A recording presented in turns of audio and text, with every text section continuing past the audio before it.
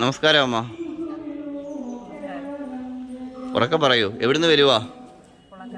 എവിടെയാ? കുളക്കട. അമ്മ എന്നാ ഇവിടെ എത്തിയത്? ക്ഷേത്രത്തിൽ എത്തിയെന്നാ? 6 മാസമായി. എത്രാമത്തെ പ്രദോഷം ഇത്? 5-ാമത്തെ ആണോ 6-ാമത്തെ ആണോ? ഇന്നത്തെ പ്രദോഷം എത്രാമത്തെയാന്ന് പറയൂ. ഇന്നത്തെ പ്രദോഷം 6-ാമത്തെ പ്രദോഷമാ. എന്തിനു വേണ്ടിയിട്ടാണ് അമ്മ ഇടവനക്കാവ്യ വന്നേ? മോൻ്റെ കല്യാണം. കുറേ നാൾ കൊണ്ട് ആലോചിക്കുന്നതാണോ? അതെ. നടക്കുന്നുണ്ടായിരുന്നോ? നടക്കുന്നില്ല, ശരിയാകുന്നില്ല. ഇന്നിപ്പോൾ 6-ാമത്തെ പൂജ നടക്കാൻ പോണേ പ്രദോഷത്തിൻ്റെ. ഈ പ്രദോഷത്തിനൊപ്പം തന്നെ വിവാഹം നടക്കാൻ വേണ്ടി അമ്മ എന്തുകൂടാ ചെയ്തേ? ഉമാമഹേശ്വര പൂജ. അതെന്നാ അമ്മ നടത്തിയേ? അത് ഏത് ദിവസമാ?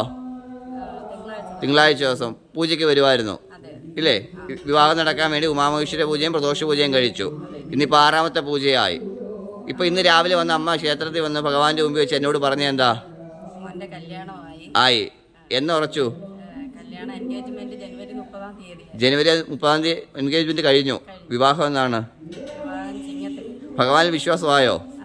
ഉറപ്പായിട്ടും. ഭക്തജനങ്ങളോട് എന്താ പറയാനുള്ളത്? ആ ശരി, ഉറച്ചു വിശ്വസിക്കും. ഉമാമഹേശ്വര പൂജ 28 കഴിക്കണം. അതിന് കണക്കുണ്ട്.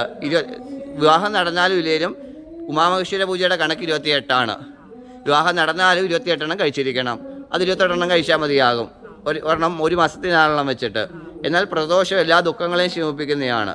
ആ പ്രദോഷം തീർച്ചയായിട്ടും മാസത്തിൽ ഒരിക്കൽ നടത്തുന്നത് തീർച്ചയായിട്ടും എല്ലാ ദുരിതങ്ങളും മാറും ഇല്ലേ? ഇവിടെ നല്ല ദാമ്പത്യത്തിനും നല്ല സൽസന്താന ഭാഗ്യത്തിനും നിങ്ങളുടെ കുടുംബത്തിൻ്റെ ഐശ്വര്യത്തിനും ഒക്കെ പ്രദോഷം മുടങ്ങാതെ ചെയ്തുകൊള്ളുക കേട്ടോ. എന്താ അമ്മയ്ക്ക് ഭക്തജനങ്ങളോട് പറയാനുള്ളത്? എന്താ?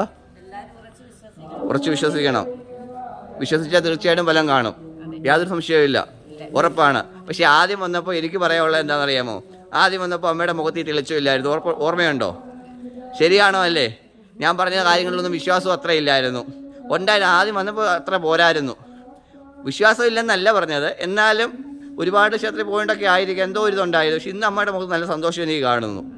വളരെ സന്തോഷം. തീർച്ചയായിട്ടും അമ്മ അന്ന് കൂടെ കൊണ്ടുവന്ന അദ്ദേഹത്തിൻ്റെ വിവാഹം എത്രയും പെട്ടെന്ന് നടക്കട്ടെ. അദ്ദേഹം പൂജ കഴിക്കുന്നുണ്ടോ?